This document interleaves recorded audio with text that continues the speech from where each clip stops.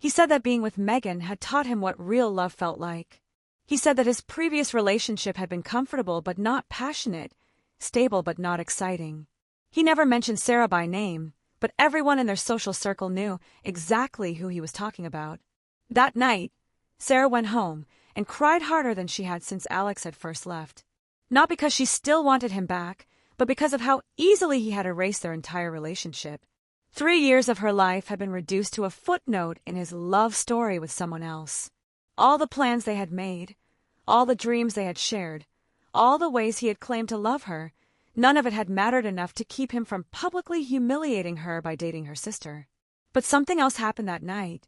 As Sarah sat in her apartment, surrounded by the success she had built with her own hands, she realized that Alex's words had actually given her a gift. He had shown her exactly how little their relationship had meant to him. He had proven that she had been right to let him go instead of fighting for him.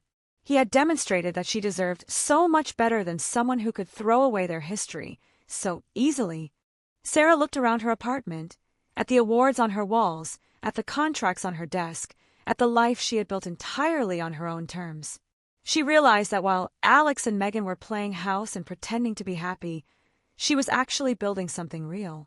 She was creating a legacy that no one could take away from her. She was proving to herself and to everyone else that she didn't need anyone else's validation to be successful. The next morning, Sarah made another decision that would change the course of her life. She decided to buy out her biggest competitor, a company that had been struggling financially for months. It was a risky move that would require her to take on significant debt, but it would also make her company the dominant player in their market. More importantly, the company she was buying was the one that employed Alex. Sarah didn't make this decision out of spite, though she couldn't deny that there was some satisfaction in the idea of becoming Alex's boss. She made the decision because it was good business. The acquisition would give her access to new technology, new clients, and new markets. It would position her company for the kind of growth that could make her one of the most powerful businesswomen in the country. But as Sarah signed the papers to finalize the acquisition, she couldn't help but think about the irony of the situation. The man who had left her because he thought she wasn't exciting enough was about to find out just how exciting she could be when she held his career in her hands. The day Sarah officially became Alex's boss was one of the most satisfying moments of her life. She walked into the office building that she now owned, wearing a perfectly tailored suit and carrying herself with the confidence that comes from knowing you've earned everything you have. The receptionist greeted her with nervous respect, clearly having heard about the acquisition but not quite sure how to handle the new power dynamic. Sarah had spent weeks preparing for this moment. She had reviewed every employee file, every contract, every project the company was working on. She knew exactly who was valuable and who wasn't. She knew which clients were worth keeping and which ones were more trouble than they were worth. And she knew exactly what she was going to do about Alex.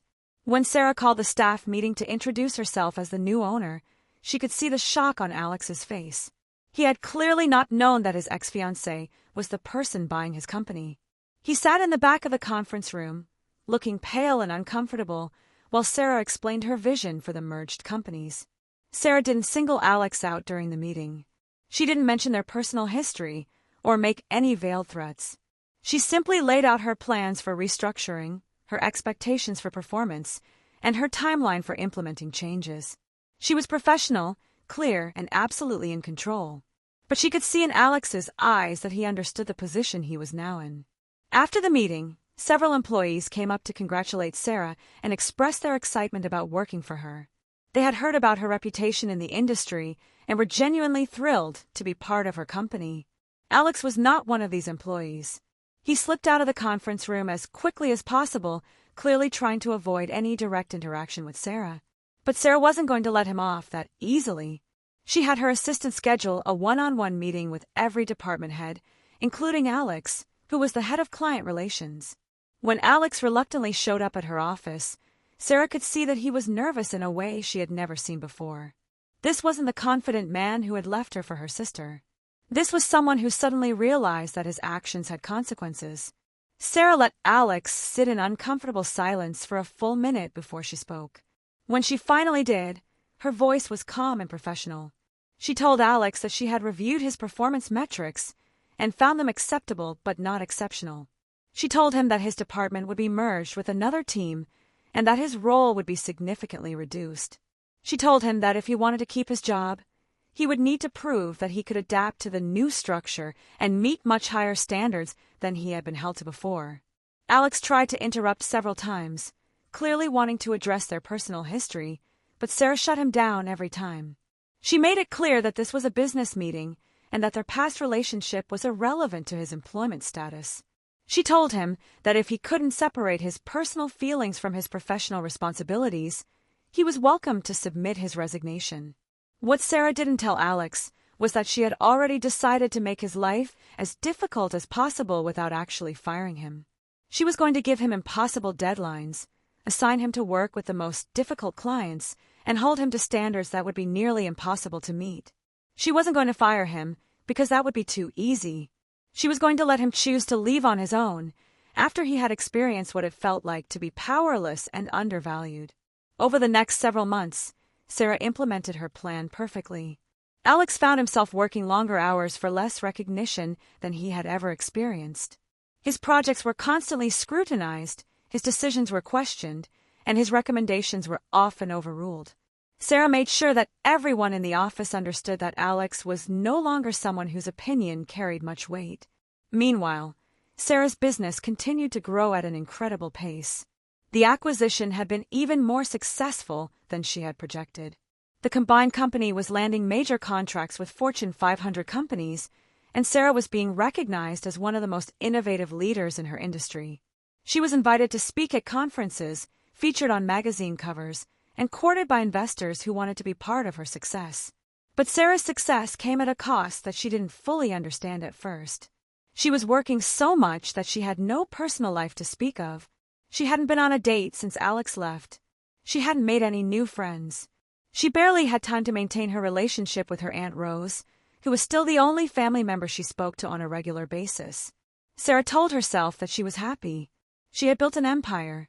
She had proven that she didn't need anyone else to be successful. She had shown everyone who had ever underestimated her that they had been wrong. But late at night, in her empty apartment, Sarah sometimes wondered if winning was worth the isolation that came with it.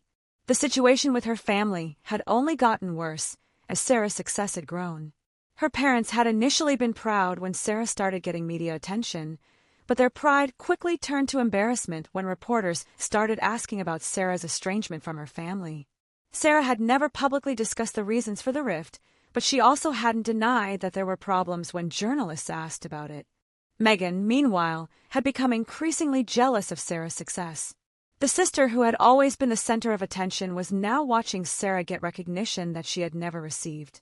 Megan had started making subtle comments to mutual friends about how Sarah had changed, how success had made her cold and vindictive. She was spreading rumors that Sarah was using her business success to hurt people who had never done anything wrong. The rumors eventually made their way back to Sarah, who realized that Megan was trying to damage her reputation in their social circle. This was the final straw for Sarah.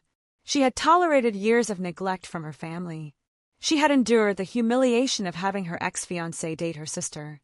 She had been patient and professional even when Alex worked for her company. But she would not tolerate Megan actively trying to sabotage her career. Sarah decided it was time to stop playing defense and start playing offense. She hired a private investigator to look into Megan's life, particularly her relationship with Alex and her business dealings. What the investigator found was more interesting than Sarah had expected. Megan's marketing company, which Sarah had assumed was successful, was actually in serious financial trouble. Megan had been taking on clients she couldn't handle and making promises she couldn't keep. Several clients were threatening to sue for breach of contract. The company was hemorrhaging money, and Megan was personally liable for most of the debt. More interesting was what the investigator discovered about Alex and Megan's relationship. They were not as happy as they pretended to be on social media. According to sources close to them, they fought constantly about money, about Alex's reduced role at Sarah's company, and about the fact that their relationship had started while Alex was still engaged to Sarah. The guilt and stress were taking a toll on both of them. Armed with this information, Sarah made a strategic decision. Instead of using what she had learned to directly attack Megan, she decided to let the situation play out naturally while positioning herself to benefit from the inevitable collapse. She started reaching out to Meghan's disgruntled clients, offering to take over their projects at a reduced rate. She began networking with people in Meghan's industry, making it known that she was considering expanding her business into marketing services. Sarah also started making strategic investments in companies that competed with Meghan's business. She didn't do anything illegal or unethical, but she made sure that when Meghan's company finally collapsed, Sarah would be in a position to absorb the best parts of it while leaving Meghan with nothing but debt and damaged relationships. The plan worked better than Sarah had hoped. Within 6 months, 3 of Meghan's biggest clients had switched to Sarah's company. 2 of Meghan's best employees had been recruited away by firms that Sarah had recommended them to. Meghan's business was failing, and there was nothing she could do to stop it because Sarah had never directly attacked her.